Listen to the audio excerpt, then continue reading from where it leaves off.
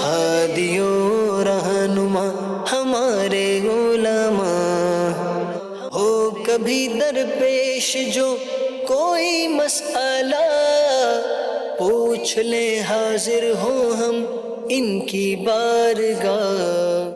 الحمدللہ رب العالمین والصلاة والسلام علی سید المرسلین، اما بعد فاعوذ باللہ من الشیطان الرجیم، بسم اللہ الرحمن الرحیم، والصلاة والسلام علیک یا رسول اللہ وعلی آلک واصحابک یا حبیب اللہ۔ مدنی چینل کے ناظرین، پروگرام ہے دارالفتاء اہل سنت، اس میں آپ کو خوش آمدید کہتے ہیں، مرحبا کہتے ہیں۔ اللہ رب العالمین ہم سب کو دین متین کے احکامات سیکھ کر سمجھ کر ان پر عمل پیرا ہونے کی توفیق عطا فرمائے۔ ابتداً درود پاک کی فضیلت ہمارے پیارے رسول صلی اللہ علیہ وآلہ وسلم کا فرمان عظمت عالی شان ہے کہ 3 طرح کے وہ اشخاص ہوں گے جنہیں بروز محشر اللہ اپنے عرش کا سایہ عطا فرمائے گا۔ ان میں پہلا شخص ارشاد فرمایا جو میرے کسی امتی کی پریشانی کو دور کرے، دوسرا وہ ہوگا جو میری سنت کو زندہ کرے، اور تیسرا وہ جو مجھ پر کثرت سے درود بھیجے۔ آقا صلی اللہ تعالیٰ علیہ وآلہ وسلم کی ذات اقدس پر کثرت سے درود شریف کو اپنے معمولات میں آپ شامل کر لیجئے۔ حصول برکت کے لیے بارگاہ رسالت میں ایک بار ہدیہ درود و سلام، صلو علی الحبیب صلی اللہ تعالیٰ علی محمد صلی اللہ علیہ وآلہ وسلم۔ ہمارے مہمان مفتی محمد کفیل رضا تانی ہیں، آپ کو خوش آمدید۔ جزاک اللہ خیر، آپ کیسے ہیں؟ الحمدللہ علی کل حال۔ سوال یہ علم کی ایک چابی ہے، اور اچھا سوال خود ایک آدھا علم کہلاتا ہے۔ سوال اس نیت کے ساتھ بھی کرتے رہنا چاہیے کہ نہ صرف خود کو فائدہ ہوگا، جتنے بھی لوگ سننے والے ہوتے ہیں اس سے ان کو بھی علم دین سے آگاہی، علم دین کی باتیں پتہ چلتی ہیں، شرعی مسائل پتہ چلتے ہیں۔ تو یوں کتنے ہی لوگ اس پر عمل کریں گے اگر ہماری اچھی نیتیں ہوئیں تو انشاءاللہ ہمیں بھی اللہ کی رحمت سے ثواب ضرور ملے گا۔ آپ کے سوالات کی طرف بڑھتے ہیں، دیکھتے ہیں ناظرین کیا پوچھیں۔ محمد دانش اتاری شارجہ سے عرض کر رہا ہوں، مفتیان کرام کی بارگاہ میں عرض ہے کہ مسجد کے اندر بعض اوقات ہم نے جب نکلنا ہو نماز ادا کر کے تو بالکل عین گیٹ کے پاس ہی جہاں پر مسجد کی ایگزٹ ہو، وہیں پر کوئی بچے، چھوٹا ایسا بچہ جو 8 سال کا 7 سال کا اس طرح کا بچہ نماز کی نیت کر لیتا ہے، اب دوسری آپشن بھی کوئی نہیں ہے اس کے آگے سے گزرنے کی، تو ایسی صورت میں کیا بچے کے آگے سے گزرنے کی جو ہے اجازت ہوگی؟ اور دوسرا یہ کہ جب ہم مسجد میں جاتے ہیں اور اگر آخری صف ملی ہے تو چھوٹے بچے آخری صف میں کھڑے ہو جاتے ہیں، تو دیکھا یہ گیا ہے کہ بچوں کو نماز کی حالت میں ہی سائڈ پر کر دیا جاتا ہے اور خود جو بڑے حضرات ہوتے ہیں وہ سینٹر میں آ جاتے ہیں، تو کیا ایسا کرنا درست ہے؟ بچوں کے حوالے سے صف کہاں بنانی ہے، کہاں رکھنی ہے، اور اس کے علاوہ پہلا سوال جو انہوں نے کیا ہے کہ وہ بچہ آتے ہی شروع سے ہی نماز شروع کر دے، کیا کہ بسم اللہ الرحمن الرحیم۔ دیکھیں، سمجھدار بچہ جو نماز پڑھتا ہے، نماز پڑھنا جو ہے وہ جانتا ہے، اس کی نماز بھی جو ہے وہ باقاعدہ ایک عبادت ہے جس پر اسے ثواب بھی جو ہے وہ ملتا ہے۔ تو ایسا نہیں ہے کہ اس کے اوپر نماز فرض نہیں ہے تو اس کی پڑھی جانے والی نماز نماز نہیں ہے، وہ نماز ہے، اس کی اپنی حرمت ہے، اپنی جگہ پر ہے، اور اس کی حرمت کو ضائع کرنے کی اجازت نہیں ہے۔ تو نمازی کے سامنے سے جو گزرنا گناہ ہے، وہ چاہے کسی بالغ شخص کی نماز ہے یا جو ہے وہ نابالغ سمجھدار بچے کی نمازی کے سامنے سے گزرنا ہے، اس معاملے میں دونوں برابر ہے۔ تو لہٰذا اس میں یہ ہرگز نہ سمجھا جائے کہ یہ بچہ نماز پڑھ رہا ہے۔ ہاں، بات ہم نے یہ کی کہ سمجھدار ہو، ایک یہ ہوتے ہیں بہت ہی ناسمجھ بچے ہیں کہ وہ نماز نہیں پڑھ رہے، بس وہ ہاتھ باندھ کے کھڑے ہوئے اوٹ پٹانگ حرکتیں کر رہے ہیں، تو ان کی نماز ہی نہیں ہے، تو ان کے سامنے سے گزرنے میں جو ہے وہ گناہ نہیں ہے۔ لیکن جو سمجھدار بچہ ہے، جیسے آپ نے بھی کہا کہ 7-8 سال کا بچہ ہے، وہ نماز ادا کر رہا ہے، تو بالکل اس کے سامنے سے نہیں گزرنا چاہیے۔ اب اس کا طریقہ کار کیا اختیار کرنا چاہیے؟ تو جیسے اگر کوئی بالغ نمازی جو ہے وہ اس طرح کھڑا ہو جائے تو ہم اس کے لیے سترہ جو ہے وہ رکھ کر جو ہے وہ گزرتے ہیں، تو اسی طرح یہاں بھی وہی طریقہ کار اختیار کرنا چاہیے۔ ہاں، ساتھ ہی ساتھ نماز کے بعد بچے کو بھی سمجھا دیا جائے کہ بیٹا ایسی جگہ پر کھڑے ہو کر نماز ادا نہیں کرتے، بلکہ آپ جو ہے وہ کسی ستون کی آڑ میں جو ہے وہ پلر کی آڑ میں کھڑے ہو کر جو ہے وہ نماز ادا کریں۔ یوں اس کی تربیت بھی جو ہے وہ کر دی جائے، لیکن اس کی بہرحال نماز کا اپنی جگہ پر احترام ہے، تو اس کے آگے سے گزرنے کی اجازت جو ہے وہ نہیں ہے۔ اور اسی سے متعلق جو دوسرا سوال آپ نے کیا کہ دیکھیے یہ جو پہلا یہ جو ان کی یہ شک والی عام طور پہ تھوڑا سا گزرنے والے کو گھومنا پڑتا ہے، بہت کم صورت ہوتی ہے کہ جس میں کہیں کہ گزرے بغیر چارہ نہیں ہے، اب وہاں ہم سترے کا ہی کریں گے، دائرہ گزرنا تو وہاں بھی نہیں ہے۔ عام نمازیوں میں بھی یہ معاملہ ہوتا ہے نا، اگر کسی نے اپنی کم علمی کہہ لیں یا ویسے ہی جلدی میں کہہ لیں کہ اس نے آ کے شروع کر دی، پہلے شروع کر دی اور اب یہ گزر رہا تھا لیکن اچانک دیکھا وہ پڑ رہا ہے، اب اس کو اس کے پیچھے سے گزرنے میں تھوڑی سی دقت ہے، تو اب اس دقت میں نہیں، اس کو پریشانی نہیں سمجھنا چاہیے، بلکہ وہ حدیث پاک میں تو کتنے سال بھی 40 سال بھی اگر جو ہے وہ کھڑا ہونا جو ہے وہ اسے کھڑا ہونا پڑے تو یہ چیز اسے گوارا کر لینی چاہیے، نہ یہ کہ انتظار کر لیں، انتظار جو ہے وہ کرے۔ تو نمازی کے آگے سے گزرنا جو ہے وہ اتنا بڑا گناہ ہے، تو بالکل بسا اوقات بڑے بعض مساجد کے صحن بہت جو ہے وہ بڑے ہوتے ہیں، تو وہاں پر اس طرح کی آزمائش بظاہر نظر آ رہی ہوتی ہے، تو یا تو یہی ہے کہ آپ سترہ جو ہے وہ وہاں پر جو ہے وہ رکھیں، یا پھر آپ پیچھے سے گھوم کر ہی جائیں، نمازی کے آگے سے گزرنے کی اجازت نہیں ہے۔ بچے کو یوں ہی نماز میں نکالنا صف میں سے، تو دیکھیں سمجھدار بچہ جو ہے وہ جب اکیلا ہے اور کوئی مسجد میں بچہ ہی نہیں ہے تو اس کے لیے حکم یہی ہے کہ وہ جو ہے وہ مردوں کی صف میں ہی کھڑے ہو کر نماز ادا کرے، اور وہ مردوں کے ساتھ کرے۔ صف اگر یہاں پر جو ہے وہ ابھی تک مکمل ہوئی ہے تو بچہ یہیں پر ہی کھڑا ہوگا نماز کے شروع میں، نہ یہ کہ بیچ کا پورا گیپ چھوڑ کے بچہ جو ہے وہ دوسرے کونے پر جو ہے وہ کھڑا ہو، ایسا کرنا بھی درست نہیں ہے کہ بلا وجہ گیپ ہے، قطع صف جو ہے وہ پایا جا رہا ہے۔ ہاں اگر ایک سے زائد بچے ہیں تو انہیں اپنی صف جو ہے وہ پیچھے الگ سے بنا لینی چاہیے، لیکن بالفرض اگر نہیں بنائی یا کوئی بچہ جو ہے وہ آگے جو ہے وہ کھڑا ہو گیا تو نماز میں اس کو کندھے سے پکڑ کے یا ہاتھ پکڑ کر اس کو پیچھے کر دینا، یا بسا اوقات اسے جو ہے وہ سائیڈ میں کر دیتے ہیں، تو ایسا کرنا جو ہے وہ جائز نہیں ہے۔ اس کی نماز باقاعدہ جو ہے وہ نماز ہے، اس کا ہمیں احترام کرنا چاہیے، تو ہمیں ایسا کرنا ہرگز جو ہے وہ جائز نہیں ہے۔ ایسی صورت میں اس کو کھڑا رہنے دیں، اور اس کے کھڑے رہنے سے آپ کی نماز پر کوئی فرق نہیں پڑے گا۔ شاید بعض لوگ یہ سمجھتے ہیں کہ اس کے کھڑے ہونے کی وجہ سے ہماری نماز نہیں ہوگی، تو ایسا نہیں ہے۔ جب وہ سمجھدار بچہ ہے، نماز پڑھنا جانتا ہے، نماز پڑھ رہا ہے، تو اس کی نماز بھی نماز ہے، وہ بھی نمازی ہے، تو اس کے کھڑے ہونے کی وجہ سے قطع صف بھی نہیں ہوگا۔ ہاں ایسے بچے جو کہ بالکل ناسمجھ ہیں، نماز پڑھنا ہی نہیں جانتے، وہ اوٹ پٹانگ حرکتیں جو ہے وہ کر رہے ہیں، تو اب ان کو پکڑ کر وہ بھی احسن انداز کے اندر پیچھے کیا جا سکتا ہے، لیکن سمجھدار بچے کو یوں جو ہے وہ نماز میں پیچھے کھینچنا یا اسے سائیڈ میں کھینچ کے جو ہے وہ ایک طرف کرنا یہ جائز نہیں۔ ٹھیک ہے جی، کچھ ایس ایم ایس بھی ہیں کو بھی شامل کرتے ہیں۔ ایک سوال تو یہ کیا جا رہا ہے کہ یہ جو نماز کے اپلیکیشن ہے پریئر ٹائم، اس میں صبح کی نماز کا وقت دیا گیا ہے کہ سورج طلوع ہونے میں اتنا وقت ہے، کیا اس وقت نماز کا ٹائم ہوتا ہے؟ آخری 20 منٹ میں صبح کی نماز ہو جائے گی؟ یہ کیا شاید یہ پوچھن ان کے ذہن میں شاید یہ ہے کہ فجر کی نماز اجالا ہو گیا اور مطلب ایک جی، اور آخری 20 منٹ رہ گئے ہیں، تو کیا اس وقت فجر کی نماز ہو جائے گی؟ نماز فجر کا جو پورا وقت ہے یہ کراہت سے خالی وقت ہے۔ نماز فجر کا وقت ختم کب ہو رہا ہے؟ جب سورج نکل رہا ہے، تو طلوع آفتاب میں اگرچہ 20 منٹ باقی ہوں، 10 منٹ باقی ہوں، آپ نماز بلا کراہت پڑھ سکتے ہیں، اس میں کوئی حرج نہیں ہے۔ شرط یہ ہے کہ آپ کی نماز کا سلام بھی وقت کے اندر ہی پھر جائے۔ اگر آپ نے نماز جو ہے وہ اتنا لیٹ شروع کی کہ سلام پھیرنے سے پہلے وقت ختم ہو گیا تو یہ نماز فاسد ہو جائے گی۔ یہ جو مسئلہ ہے کہ آخری 20 منٹ میں مکروہ ہے، یہ نماز عصر کا مسئلہ ہے کہ غروب آفتاب سے 20 منٹ پہلے جو وقت ہوتا ہے وہ مکروہ وقت ہوتا ہے، تو لیکن فجر میں یہ وقت مکروہ نہیں ہوتا۔ فجر میں جب طلوع آفتاب ہو جاتا ہے تو نماز فجر کا وقت ختم ہو جاتا ہے۔ اب اس کے بعد 20 منٹ مکروہ وقت ہوتا ہے جو ہے وہ نوافل کے لیے اور ہر نماز کے لیے جو ہے وہ مکروہ وقت ہے۔ تو جب سورج نکل گیا، وہ سورج نکلنے کے بعد ہے، غروب آفتاب میں سورج نکلنے سے پہلے ہے، تو شاید یہ کنفیوژن ہوگی کہ جس طرح غروب آفتاب میں پہلے ہے تو شاید یہاں بھی ایسا ہے، تو ایسا یہاں پر نہیں ہے۔ فجر کے پورے وقت کے اندر آپ جو ہے وہ نماز ادا کر سکتے ہیں۔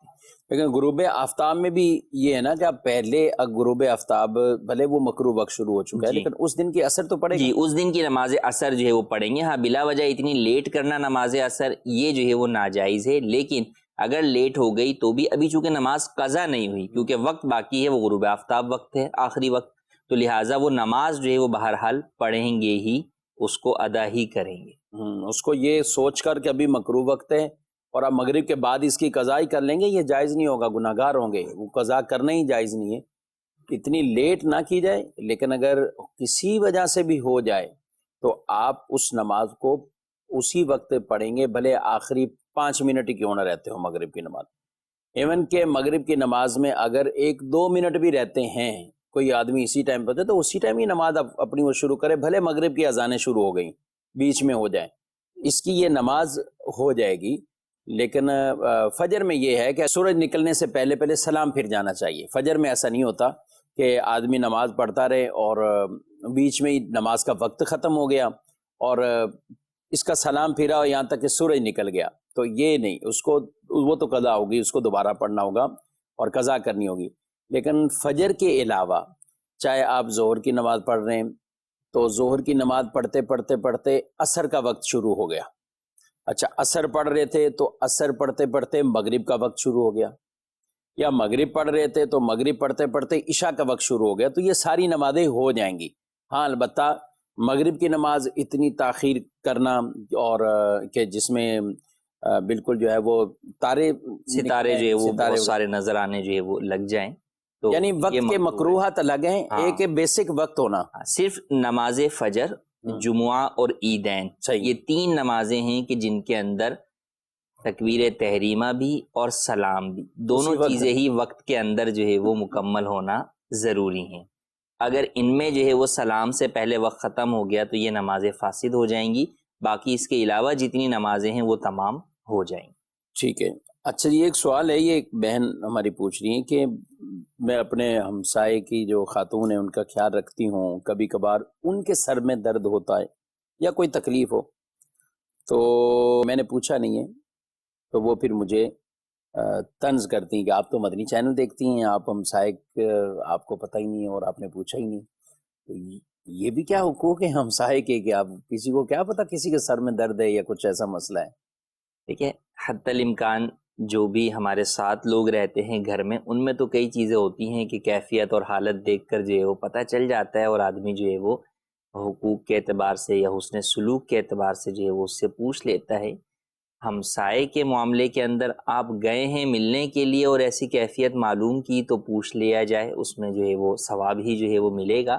لیکن اگر کسی کو محسوس ہی نہیں ہوا یا ویسے کسی نے جو ہے وہ نہیں پوچھا تو اس میں کوئی ایسا نہیں ہے کہ یہ حقوق لازمہ ہیں جو کہ ایک پڑوسی کے دوسرے پڑوسی کے اوپر جو ہے وہ ہیں۔ ہاں ایسے معاملات کے جن کے اندر واقعی دکھ رہا ہے کہ مثال کے طور پہ ان کے گھر پر جو ہے وہ کھانے کو جو ہے وہ نہیں ہے، یا اور کوئی ایسی شدید جو ہے وہ تکلیف کے اندر وہ مبتلا ہیں کہ اس وقت ان کو کوئی مثال کے طور پہ کوئی ایسا شدید بیمار اس وقت ہو گیا کہ اب ان کو لے جانے والا کوئی نہیں ہے اور ان کے یہاں کوئی ہے، تو اب یہ جو ہے وہ اپنے کسی بیٹے یا شوہر کو بھیج کر پردے کے ساتھ جو ہے وہ انہیں جو ہے وہ پہنچا دیں، یا ڈاکٹر کو بلانا ہے یا کوئی اس طرح کی، تو یہ وہ چیز ہیں کہ جو ایک دوسرے کے حقوق جو ہے وہ پڑوسی کے دوسرے پڑوسیوں پر بنتے ہیں۔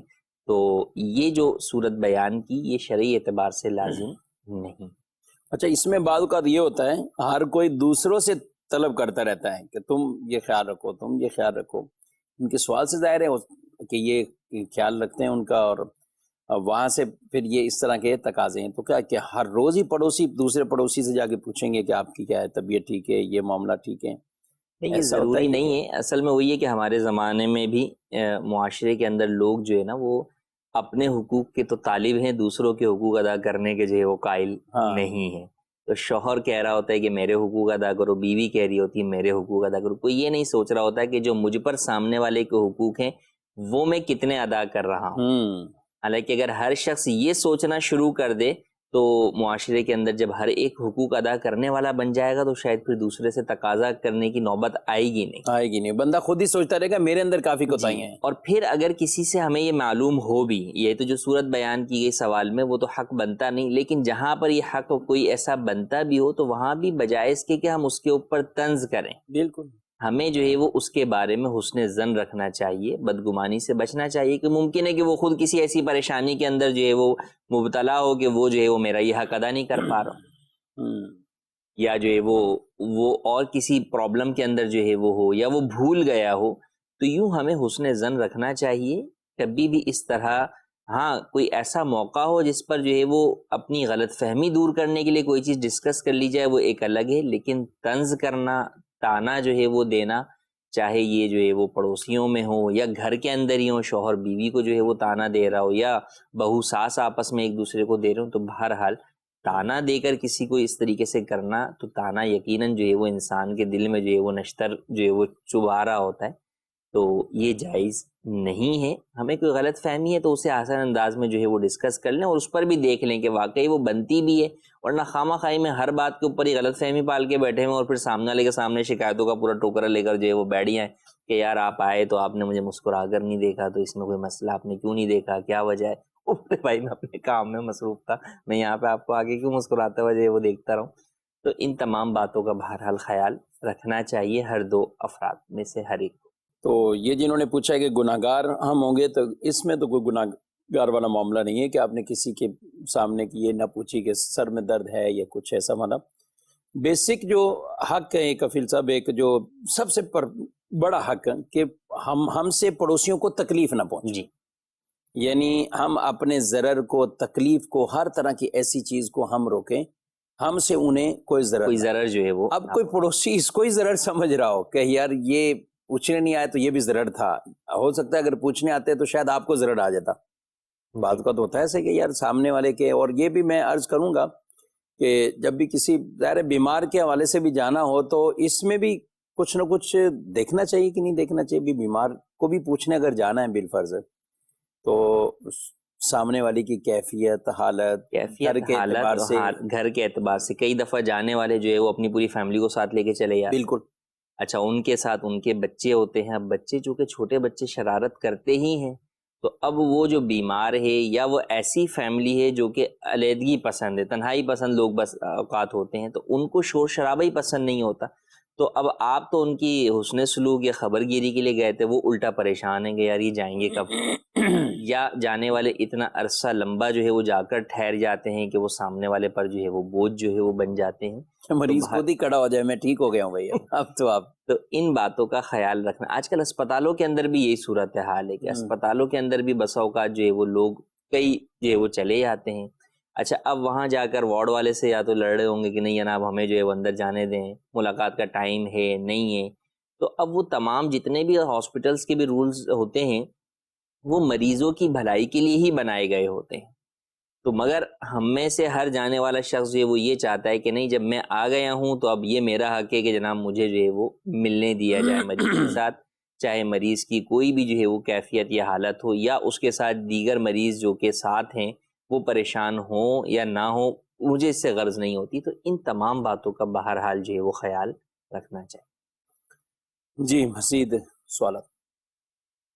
یار محمد اتاری فرامنا شرف. مفتی صاحب سے یہ سوال ہے کہ کوئی بھی چیز قسطوں پر لے لیتے ہیں، وہ کہتے ہیں کہ آپ جو بھی چیز پسند کرو ہم وہ آپ کو لے لیں گے، تو پھر اس کا حساب لگاتے ہیں. جیسے 30,000 کی چیزیں 5,000 ایڈوانس لیتے ہیں اور بقایا 25 پہ 5,000 رکھتے ہیں، تو کیا یہ بھی سود کہلائے گا؟ دیکھیں، بنیادی طور پر قسطوں کا کاروبار جائز ہے، اس میں کوئی حرج نہیں ہے. اب آپ کے سوال میں چند باتیں. ایک یہ ہے کہ وہ آپ کو یہ کہتے ہیں کہ آپ کو کون سی چیز چاہیے آپ وہ بتائیں، ہم جو ہے وہ آپ کو لے کر دے دیں گے اور اس کے اوپر ہم آپ سے اتنے پیسے چارج کریں گے. اب ایسا اس میں نہیں ہو سکتا کہ آپ بولیں کہ جناب مجھے یہ موٹر سائیکل لے کر دے دیں اور اس کے خریدنے کے بعد جب وہ آگے سے خرید لے تو آپ بولیں میں اب آپ سے نہیں لے رہا. اس کا مطلب یہ ہے کہ آپ سے وہ ڈیل پہلے ڈن کرتے ہیں کہ بھئی یہ چیز اتنے کی میں خریدوں گا اور میں اتنے کی آپ کو بیچوں گا اور آپ کو اتنے قسط جو ہے وہ ادا کرنی ہے. تو سب سے پہلی چیز اس میں جو پرابلم ہے شرعی اعتبار سے ناجائز وجہ ہے وہ یہ ہے کہ وہ آپ کے ساتھ ڈیل اس وقت کر رہے ہیں جب کہ وہ چیز ان کی ملکیت میں نہیں ہے. تو جو چیز ملکیت میں نہ ہو اس کی خرید و فروخت باطل ہے، اور اگر ملکیت میں ہے لیکن قبضے میں نہیں ہے تو بھی اس کی خرید و فروخت ناجائز و گناہ ہے. سب سے پہلا بات تو یہ. ہاں ایک یہ ہے کہ اس کی اپنی دکان کے اندر ہی چیز رکھی ہوئی ہے، وہ موٹر سائیکل بھی قسطوں پر بیچتا ہے، فریج بھی بیچتا ہے، اوون بھی بیچتا ہے، مختلف چیزیں جو ہے وہ بیچتا ہے۔ اب وہ یہ کہتا ہے کہ بھئی اس چیز کی کیش قیمت جو ہے وہ مثال کے طور پہ اوون کی قیمت ہے جناب 35,000 روپے، اور اگر آپ مجھ سے 12 مہینوں کی قسطوں پر یہ خریدیں گے تو یہ اوون میں آپ کو جو ہے وہ 45,000 روپے کا جو ہے وہ بیچوں گا۔ تو اگر اس چیز کی قیمت ہی 35 سے 45 رکھ دی جاتی ہے ادھار پر قسطوں پر تو یہ جائز ہے، اس میں کوئی حرج نہیں ہے، بشرطے کہ اس میں یہ شرط ہرگز نہ ہو کہ قسط لیٹ ہوگی تو جو ہے وہ آپ کو زیادہ قیمت وہ چارج کریں گے یا کوئی پینلٹی آپ پر لگائیں گے، ایسی کوئی شرط نہ ہو تو یہ جائز ہے، اس میں کوئی حرج جو ہے وہ نہیں ہے۔ اس میں کچھ ایڈوانس لے لینا، بقیہ قسطوں کا وقت مقرر کر لینا، اس میں کوئی حرج نہیں ہے، لیکن عموماً ہمارے ہاں یہ ہوتا ہے کہ اگر آپ قسط 12 کے بجائے 13 مہینے میں دیں گے تو اتنے پیسے ہوں گے، 14 میں دیں گے تو اتنے پیسے ہوں گے، تو یہ جو پینلٹی جو ہے وہ بڑھائی جا رہی ہوتی ہے یہ بہرحال جو ہے وہ ناجائز ہے، سود ہے، اس کی ہرگز اجازت نہیں۔ ٹھیک ہے، اور جو اصل قیمت ہی وہ رکھ دی وہ سود میں نہیں ہے؟ ہاں اصل قیمت ہی آپ نے فکس کر دی کہ بھئی یہ چیز ہی جو ہے وہ 35 کی تھی لیکن اب میں آپ کو 12 مہینے کے ادھار پر 45 کی بیچ رہا ہوں تو یہ جائز ہے، مگر اب یہ 45 پہ لاک ہو گئی۔ اب اگر خدا نخواستہ اس شخص نے 12 مہینے نہیں 24 مہینے میں جا کر پیسے دیے تو بھی آپ اس سے تقاضا 45,000 کا ہی کر سکتے ہیں، اس سے زیادہ کا نہیں کر سکتے۔ یہ دونوں کو یہ مسائل بھی سیکھنے، اور جو لے رہا ہے قسطوں پر یہ نہیں کہ اس نے یہ سن لیا کہ یہ 1 سال کی جگہ 2 سال کر دے اور وہ پیسے اوپر نہیں لیے جائیں گے۔ آپ جان بوجھ کر قصدن ایسا کریں، آپ کے پاس پیسے بھی ہیں سب کچھ ہے پھر بھی آپ اس کی قسطیں لیٹ کریں تو یہ گناہگار ہوگا، یہ تکلیف میں پہنچا رہا ہے۔ بات ہے کہ جو شخص جو ایگریمنٹ آپ کر رہے ہیں اس معاہدے کی پاسداری دونوں افراد پر لازم ہے، اور جو بروقت ادائیگی نہیں کرے گا تو وہ گناہگار ہوگا اور اس کی جانب سے یہ ظلم ہوگا۔ ایک پیکیج ہے اس کو دیکھتے ہیں۔ مشکلوں میں میرے خدا میری ہر قدم پر معاونت فرما۔ السلام علیکم ورحمۃ اللہ وبرکاتہ۔ وعلیکم السلام ورحمۃ اللہ۔ عبدالرشید بھائی کیا حال ہے؟ خیریت سے؟ اب ٹھیک ٹھاک؟ تو کچھ پریشان نظر آ رہے، خیریت ہے؟ کل میں نماز پڑھنے آیا تھا مغرب کی تو کوئی جوتے میرے اٹھا کے لے گیا، تو وہی جوتے ابھی ڈھونڈنے آیا تھا کہ شاید کہیں مل جائیں۔ نماز کے بعد دیکھا کہ میرے جوتے اپنی جگہ پہ نہیں تھے، میں نے آگے پیچھے کافی ڈھونڈا تو مجھے وضو خانے میں ایک جوتا نظر آیا، وہ میرے جوتے سے ملتا جلتا تھا مگر میرا نہیں تھا، شاید لگ رہا ہے کہ کوئی غلطی سے میرے جوتے پہن کے چلا گیا۔ اچھا، تو پھر ان جوتوں کا آپ نے کیا کیا؟ جب مسجد سے مجھے اپنے جوتے نہیں ملے تو میں ننگے پیر گھر چلا گیا۔ تو آپ اپنے جوتے جا رکھے تھے ان کی جگہ آپ کسی اور کے جوتے لے جاتے آپ؟ میرے خیال سے تو یہ ناجائز ہے کسی اور کے جوتے پہن کر چلے جانا۔ رشید بھائی لوگ ایسا ہی کرتے ہیں۔ اگر جو کوئی ایسا کرتا ہے تو یہ غلط کرتا ہے۔ رشید بھائی میں نے آپ سے کہا نا کہ ایک عام سی بات ہے، یہ سالوں سے ہوتا ہوا ہے۔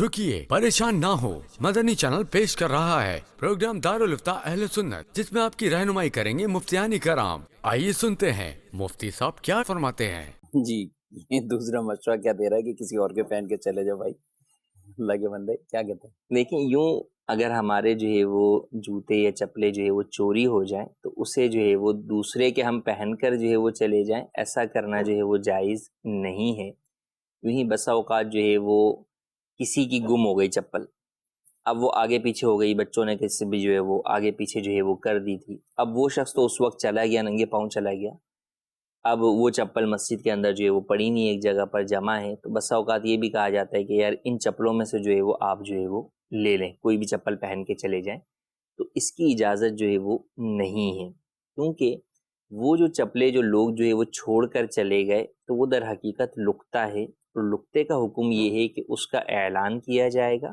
ایک عرصے تک، جب اس بات کا گمان ہو جائے کہ جناب یہ جس کا مال تھا وہ اب اس کا مالک اسے تلاش نہیں کرتا ہوگا تو پھر اسے صدقہ کر دیا جائے گا۔ صدقہ کسے ہوگا؟ کسی مستحق کے زکوٰۃ کو آپ جو ہے وہ دے دیں گے، یا مسجد مدرسے کے اندر بھی جو ہے وہ آپ اسے دے سکتے ہیں۔ اب چونکہ چپلے جو ہے وہ مسجد مدرسے میں یوں استعمال میں اگر نہیں آتی تو اس کو بیچ کر اس کی قیمت مسجد مدرسے میں جو ہے وہ دے سکتے ہیں، لیکن ایک شخص جو کہ غنی ہے اس کا یوں جو ہے وہ کسی اس طرح کی جو چپلیں لوگوں کی چھوڑی ہوئی ہیں ان میں سے پہننا، یا جو ہے وہ ابھی پتہ ہی نہیں کہ یہ کسی کی چھوڑی ہوئی ہے یا نہیں. بس اوقات یوں بھی کہہ دیا جاتا ہے کہ بھئی دیکھ لیں اندر کوئی اور نمازی تو نہیں ہے تو اب جو چپل پڑی ہوئی ہے وہ پہن کر جو ہے وہ چلے جاتے ہیں. تو ایسا کرنا جو ہے وہ جائز نہیں ہے.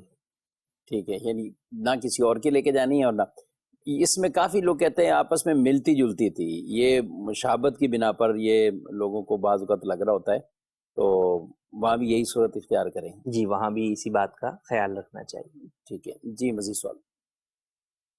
سوال میرا آج کا یہ ہے کہ ایک شخص نے اپنی بیوی کو ایک مرتبہ طلاق دے دی اور پھر اس کے بعد خاموشی اختیار کر لی. آیا اس کی خاموشی اور بیوی کی خاموشی اس طلاق کے بعد وہ رجوع یا پھر کسی اور زمرے میں آئے گا؟ اس کے بارے میں پھر وضاحت فرما دے کہ خاموشی سے رجوع ہو جائے گا یا کوئی اور اس کا حکم ہے تو عنایت کرنا ہے. جزاکم اللہ خیرا.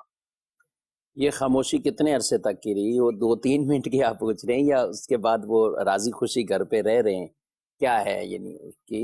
تو ظاہر رجوع کے جو الفاظ ہوں گے یا الفاظ ہیں یا بالفعل عملاً رجوع ہوتا ہے. اگر واقعی ایک ہی طلاق ہوئی، اس سے پہلے کوئی طلاق نہیں تھی اور یہ بھی طلاق رجعی تھی، تو اب انہوں نے رجوع کر لیا، یعنی زبان سے بول دیا کہ میں نے تمہیں اپنے نکاح میں واپسی لیا یا میں تم سے رجوع کرتا ہوں، میں نے رجوع کیا، یہ الفاظ بولے، یا ویسے ہی دماغ ٹھکانے میں آ گیا اور راضی خوشی رہنے شروع ہو گئے اسی طرح، تو یہ رجوع ثابت ہو جائے گا. لیکن اب آپ نے یہ خاموشی تک ہی رکھا ہے، اس کے بعد نہیں بتایا کہ کیا ہوا. کیا اب خاموشی ہوئی مطلب اب جدا جدا رہ رہے ہیں، کیا ہیں؟ کیا مشورہ دیں گے آپ ان کو مزید؟ دیکھیں طلاق کے بعد خاموشی سے تو خود بخود رجوع نہیں ہوگا. وہ تو رجوع جو ہے خاموشی وہ ہو یا تو جاتی ہے. قول سے ہوگا، اور اس کا بھی طریقہ کار سنت طریقہ یہی ہے کہ 2 گواہوں کی موجودگی میں شوہر اپنی بیوی سے کہے کہ میں نے تمہیں رجوع کیا. اچھا اگر بیوی موجود نہیں ہے، مثال کے طور پہ وہ ناراض ہو کر میکے چلی گئی ہے، تو اب جو ہے وہ 2 گواہوں کے سامنے شوہر جو ہے وہ کہہ دے میں نے اپنی بیوی سے رجوع کیا، اور اس بات کی اطلاع جو ہے وہ پہنچا دے. یہ رجوع کب ہو سکتا ہے؟ یہ رجوع عدت کے اندر اندر ہو سکتا ہے. اگر عورت کو حمل ہے تو بچے کی پیدائش سے پہلے ہو سکتا ہے جبکہ طلاق حمل میں دی ہے، اور اگر جو ہے وہ حمل نہیں ہے تو پھر 3 مینسس سے پہلے ہو سکتا ہے. مگر یہ تمام صورتیں اسی وقت ہیں جبکہ طلاق رجعی ہو اور جو ہے وہ 3 سے کم ہو. بسا اوقات طلاق بائن ہو جاتی ہے تو پھر طلاق بائن کے اندر تو جو ہے وہ نکاح کے ذریعے رجوع ہوگا، بغیر نکاح رجوع نہیں ہو سکتا، پہلی بات. اور اگر خدا نخواستہ 3 طلاقیں ہو گئیں، چاہے ایک ساتھ دی ہیں، چاہے پہلے کبھی ایک دی تھی پھر ایک دی تھی اور یہ اب تیسری تھی، تو ایسی صورت میں 3 طلاق کے بعد پھر جو ہے وہ رجوع بغیر تحلیل شرعی نہیں ہو سکتا. ٹھیک ہے، اس کے لیے بہتر یہی ہے صورت جب بھی اس طرح کا مسئلہ ہو. ہم نے تو ایک جنرل سی بات کی ہے، نارمل سی بات کی ہے، لیکن کیا الفاظ تھے، کتنی بار کے الفاظ تھے، جن کا معاملہ ہو تو میں اپنے سننے والوں سے بھی یہی کہوں گا طلاق کے معاملات وہ خود آپ نہ کسی کو بتائیں، نہ آپ کسی کو اس کی ظاہر کئی باریکیاں ہوتی ہیں، کئی مسائل ہوتے ہیں، اور جو لوگوں کے یہ انداز ہو جاتے ہیں کہ اس سے پوچھا اس سے پوچھا، اس سے کسی نے صدقہ بتا دیا، کسی نے کھانا بتا دیا، کسی نے کچھ اور بتا دیا. یہ بالکل غلط بات ہے. صدقات یعنی طلاق کے معاملے میں یہ لوگ کہتے ہیں کہ 90 لوگوں کو 100 لوگوں کو، آپ 100 کیا 50-100 کو کھانا کھلا دے، 50,000 کو کھانا کھلا دے. طلاق کا کفارہ کھانے کا ہے ہی نہیں. یہ بالکل غلط، سرے سے غلط. تو طلاق جب ہوگی تو طلاق ہی ہوگی، 1 ہے 2 ہے 3 ہے تو اس کے پھر احکامات ہیں، اس کے پھر احکامات ہیں. تو اس لیے عام کسی آدمی کو بھی کسی کا طلاق کا مسئلہ سن کر اس کو بتانا نہیں چاہیے، یعنی اس کو پتہ ہی نہیں چلے گا ظاہر ہے کہ بولا کیا تھا کیا نہیں بولا تھا. بعض اوقات پوچھ لیتے ہیں اور فون پہ رابطہ بھی کرتے ہیں، دارالتحل سنت میں بھی کرتے ہیں. تو آپ یہی دارالتحل سنت کا نمبر ان کو دے دیں کہ آپ خود اپنا مسئلہ یہاں پہ پوچھ لیں. دارالتحل سنت کا یہ نمبر اپنے پاس رکھیں، اور جس کا مسئلہ ہو آپ مہربانی فرما کر، طلاق کی میں بات کر رہا ہوں بطور خاص، تو خود فیصلہ نہ کریں. عام عوام کو اس کی اجازت بھی نہیں ہے، اور عام آئمہ بھی اس حوالے سے میں تو ان کو یہی مشورہ دوں گا کہ آپ یہ مفتیان کرام کی طرف ہی ایسے معاملات کو ریفر کریں، اور وہی ان چیزوں میں تمام تر جو ہے وہ معاملات دیکھ کر پھر اس کے اوپر وہ فیصلہ کریں گے. بعض اوقات ایسا ہوتا ہے برسوں پہلے کی کوئی ایک طلاق ہے، اب لوگ بھی بھول بھلائیا، اب جو حاضر موقع ہے اس کی وہ صورت بتا کر فتویٰ لے لیا کہیں سے بھی، ایک طلاق ہوئی تھی یا 2 طلاق والی، اب بعد میں پتہ چلا رہے 15 سال والی پہلے بھی آپ کہہ رہے ہیں وہ بھی شامل ہوگی، کہہ رہے یہ تو ہمارے ذہن میں ہی نہیں تھا کہ جب صلح ہوگی، رجوع ہو گیا، سب کچھ ہو گیا تو وہ تو ختم ہوگی. ختم نہیں ہوگی، وہ بس جتنا اختیار تھا شوہر کو اس نے ایک استعمال کیا، وہ ایک شمار ہو گئی، بھلے آج سے 20 سال پہلے تھی، 30 سال پہلے تھی، وہ رہے گی سر پر اسی طرح، پھر دوسری، پھر تیسری، یوں. اور اگر ایک دم ہی کسی نے ایک سانس میں ہی، ایک مجلس میں ہی، ایک ساتھ ہی ایسے ہی معاذ اللہ 3 طلاقیں دے دی، گناہگار ہوگا، لیکن طلاقیں واقع ہو جائیں گی. ایسا نہیں کہ اب ایک سانس میں نہیں دی تھی یا ایک مجلس میں دی ہیں، مختلف جگہوں پہ نہیں دی، یا کچھ لوگ یہ لے آتے ہیں کہ گواہ نہیں تھے اس لیے دے دی. کچھ تیسرا آ جائے گا بیوی نہیں تھی، بیوی تو دوسرے کمرے میں چلی گئی تھی، وہ تو میری بات سن نہیں رہی تھی. یہ سارے مطلب ان کی شرعن کوئی حیثیت نہیں ہے. یہ جتنے بھی لوگوں کے اندر ایسے شک پائے جاتے ہیں یا لوگ ان کو شک کے طور پر بنا لیتے ہیں کہ بھئی نہیں ہوئی، اور کچھ بڑے بوڑھے معذرت سے میں چاہتا ہوں کہ اگر آپ بھی اس میں بیٹھے تو آپ فیصلہ نہ کریں، یہ شرعی مسئلہ ہے. آپ ان کو علماء کرام کی طرف، مفتیان کرام جو باقاعدہ فتاویٰ دیتے ہیں طلاق کے معاملات، آپ وہیں ریفر کریں، اسی سے ہی انشاءاللہ بہتری ہوگی. اب ظاہر ہے جو ایک غلطی ہوئی ہے تو اس کا جو شرعی طریقہ ہے پھر اس کے مطابق ہی اس کا جو بھی حل بنے گا اس پر عمل کرنا ہوگا. اس کے علاوہ کوئی اور آپشن نہیں اختیار کرنا. اگر آپ کو کوئی مشورہ دے کہ 10 کلو گوشت صدقہ کرو، 20 کلو صدقہ کرو، پتہ نہیں کتنے بکرے صدقہ کرو، اس سے طلاق کے مسئلے آپ کے حل نہیں ہونے ہیں، ورنہ تو طلاق ایسا مذاق بن جائے گا کبھی بھائی کوئی امیر آدمی کے لیے تو کچھ ہوگا ہی نہیں. جی، ایسے بولے گا ہر ہفتے صدقہ کرتا رہوں گا. طلاق کے معاملات کے اندر جیسے آپ نے بڑی پیاری بات کی کہ ہمارے جو مساجد کے ائمہ حضرات، جی ان سے بھی ہم یہی درخواست کریں گے کہ آپ اس مسئلے کو بہرحال دارالفتہ کی طرف ہی بھیجیں. اس کو میں آپ کو تھوڑی سی ایک مثال کے ذریعے بتاؤں. دیکھیں جنرل فزیشین ڈاکٹر جو ہوتا ہے نا، وہ آپ کے درد کے اوپر ابتداً تو آپ کو کوئی نہ کوئی وہ میڈیسن دے دیتا ہے، لیکن جب وہ درد صحیح نہیں ہوتا وہ کیا کرتا ہے؟ اسپیشلسٹ ڈاکٹر کے پاس بھیجتا ہے. ٹھیک ہے، اچھا اسپیشلسٹ ڈاکٹر کا طریقہ کار کیا ہوتا ہے کہ وہ آپ سے سوال پوچھتا ہے، یہ تو نہیں ہو رہا، اچھا یوں تو نہیں ہوتا، دوائیاں کم، یہ تو نہیں ہوتا. وہ پہلے آپ اس کیس کی انویسٹیگیشن کرتا ہے، وہ انویسٹیگیشن سے ہی در حقیقت اصل چیز کی طرف پہنچتا ہے. اس کے بغیر جو ہے وہ نہیں کہ بس وہ بولے کہ ہاں ان کی یہاں درد ہو رہا ہے تو یہ گردے کا ہی درد ہوگا، ایسا نہیں ہے. تو یہی معاملہ ہے کہ بسا اوقات اس کی جو مکمل سوال کی صورت میں اصل صورتحال تک پہنچنا کہ طلاق کتنی ہوئی، کیسے ہوئی، کیا الفاظ جو ہے وہ کہے گئے، وہ عموماً جو ہے وہ ہر ایک کے پیش نظر نہیں ہوتے. پھر یہ بھی فرق پڑتا ہے جو ہم نے بھی محسوس کیا کہ کئی لوگ فون کے اوپر بسا اوقات جو ہے وہ کچھ اور بیان دے رہے ہوتے ہیں، لیکن جب دارالفتہ کے اندر آتے ہیں، بالمشافہ بات ہوتی ہے تو بیان میں فرق آ جاتا ہے، کئی چیزیں سامنے آ جاتی ہیں. وہاں پر ہو سکتا ہے کہ عورت جو ہے وہ دیگر افراد کے سامنے جھجک میں نہیں بول رہی ہو یا پریشر میں نہ بول رہی ہو، لیکن جب وہ آ کر بیٹھتی ہے مفتی صاحب اسے جو ہے وہ بولتے ہیں کہ بھئی خوف خدا آپ کریں اور آپ سب میں ہر ایک شخص جو ہے وہ حقیقی بیان دے، تو گواہوں کو بھی ہم نے بیان بدلتے دیکھا ہے. تو ایک اچھا وہ بھی ہوتا ہے لوگوں کو وہ بھی ہوتا ہے کہ روب بھی ہوتا ہے نا، کسی جگہ کا ہوتا ہے. جیسے لوگ جو ہے نا بس اوقات باہر تو جھوٹ بول لیتے لیکن مسجد میں بولتے ہوئے ڈرتے، تو اسی طرح دارالفتہ کا بھی ایک روب ہوتا ہے اس معنی میں کہ یار یہ ایک بڑی جگہ ہے، یار یہاں پر جھوٹ نہیں بولنا، جو باتیں کلیئر کر، جو بات ہے وہ ہم تو بتا دیں کہ بھئی ایسا ہوا تھا. تو لہٰذا اس لیے کوشش یہ کیا کریں کہ کبھی بھی آپ کے پاس ہمارے مختلف تنظیمی ذمہ داران بھی ہیں اور دعوت اسلامی کے اسلامی بھائی بھی ہیں جن کے پاس کئی لوگ چونکہ جب داڑھی لوگ دیکھتے ہیں تو مولانا سمجھ کر آپ کے پاس اس مسئلے کے لیے تو آتے ہیں، تو کبھی بھی اس مسئلے کے اندر آپ جو ہے وہ ان کو رہنمائی نہ دیں. ہاں آپ یہ کر سکتے ہیں، آپ کال ملا کر انہیں دے دیں، یہ لیں میں نے کال ملا دی، آپ مفتی صاحب سے خود بات کر لیں، یا آپ ان کے ساتھ رہنمائی کر سکتے ہیں، آپ انہیں دارالفتہ اپنے ساتھ لے کر آ جائیں کہ آئیے چلیں میں آپ کو دارالفتہ لے کر چلتا ہوں، مفتی صاحب سے پوچھ لیتے ہیں، جو بھی مسئلے کا حل ہوگا انشاءاللہ اس کے مطابق جو ہے وہ آگے آپ عمل کر لیجئے گا. تو یوں جو ہے وہ آپ ان کے ساتھ جو ہے وہ رہنمائی کریں، لیکن مسئلے کا جواب کسی بھی طور پر آپ انہیں نہ دیں. آپ انہیں یہی کہیں کہ جو ہے وہ اللہ آسانی فرمائے گا، چلیں چل کے مفتی صاحب سے پوچھتے ہیں، وہ جو جواب دیں گے اس کے مطابق جو ہے وہ ہم اگلا کام کریں. ٹھیک. مرکز العلیا لاہور سے مظہر اقبال اتاری سلسلہ دارالفتاح میں مفتی صاحب کی خدمت میں میرا سوال ہے کہ حضور کچھ لوگ نام پکارتے وقت نام بگاڑ دیتے ہیں، جیسے عبد الخالق کو خالق، عبداللہ کو عبداللہ کہہ کے پکارتے ہیں، اور عبد القادر کو قادر کہہ کر پکارتے ہیں، اور عبد الرحمن کو رحمان کہہ کر کئی لوگ پکارتے ہیں. اس طرح لوگوں کو ان ناموں سے ایسے پکارنا شرعاً جائز ہے کہ ناجائز ہے؟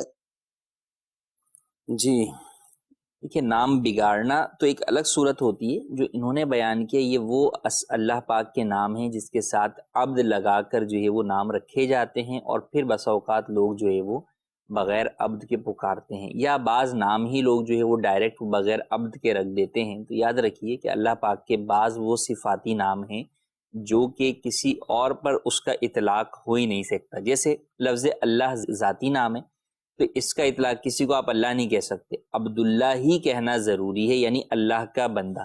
اسی طرح کسی کو آپ رحمان نہیں کہہ سکتے، چاہے آپ نے نام رحمان رکھا ہو یا عبد الرحمان رکھا ہو. دونوں ہی صورتوں میں رحمان نام رکھا تو یہ نام رکھنا ہی جائز نہیں تھا، عبد الرحمان ہی نام رکھنا ضروری تھا. اور جب عبد الرحمان نام رکھا ہے تو آپ اسے رحمان کہہ کر نہیں پکار سکتے، یہ جائز نہیں ہے، گناہ ہے. اسی طرح قدوس لفظ ہے تو قیوم لفظ ہے کہ یہ اللہ پاک کی وہ صفات ہیں جن کا اطلاق بندوں کے اوپر درست نہیں ہے، یہ اللہ پاک کے ساتھ خاص ہیں.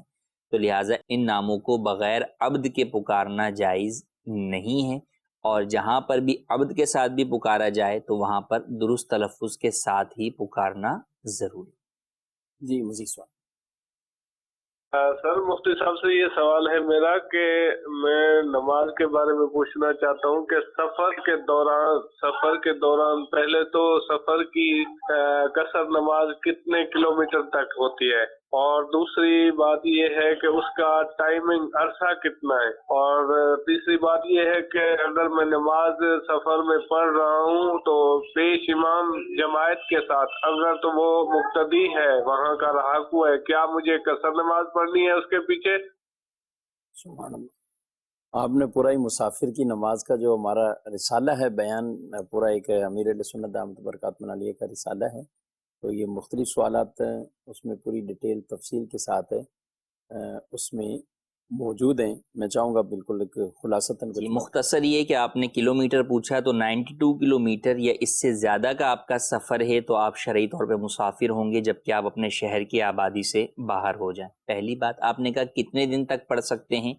اگر آپ کسی ایک مقام پر 15 دن یا اس سے زیادہ رہنے کی نیت کر لیتے ہیں تو آپ جو ہے مقیم ہو جائیں گے، آپ کی نماز سفر ختم ہو جائے گی. اور اگر ایسی نیت نہیں کرتے تو آپ بھلے سالوں تک جو ہے وہ سفر کرتے رہیں گے تو آپ قصر جو ہے وہ پڑھ سکتے ہیں، اس میں کوئی حرج نہیں ہے. تیسرا آپ کا سوال کہ اگر اس جگہ کے مقیم امام کے پیچھے آپ نماز پڑھیں گے تو پھر آپ کو پوری نماز پڑھنی ہوگی، پھر آپ قصر نہیں کریں گے. اچھا جی، ایک ایس ایم ایس ہے کہ یہ مختلف گیمز ہیں، اس پر جو پیسے جیت لیتے ہیں. گیم کھیلنا دیکھیں ناجائز ہے. ان گیموں کے اندر میوزک بھی ہوتا ہے، عموماً بے پردگی بھی ہوتی ہے، اور بے پردگی نہ بھی ہو تو بہرحال میوزک ہے، میوزک نہ بھی ہو تو ان گیموں کے اندر خود جو ہے وہ مبتلا ہو جانا انہماک کے ساتھ یہ ویسے ہی ناجائز اور گناہ ہے کہ حدیث پاک کے اندر مخصوص کھیلوں کے علاوہ ہر لہو کو باطل قرار دیا گیا. تو ان کی جو آمدنی ہے وہ بھی ناجائز ہے، ہرگز جو ہے وہ حلال نہیں. اور کئی لوگ اس میں مبتلا ہیں، اپلیکیشن کے ذریعے سے وہ جوا کھیلنے میں بھی مطلب پیسہ لگاتے ہیں، جیت گئے یا ہار گئے، اور اپنا پیسہ یا ڈبوتے ہیں یا لوگوں کا لیتے ہیں.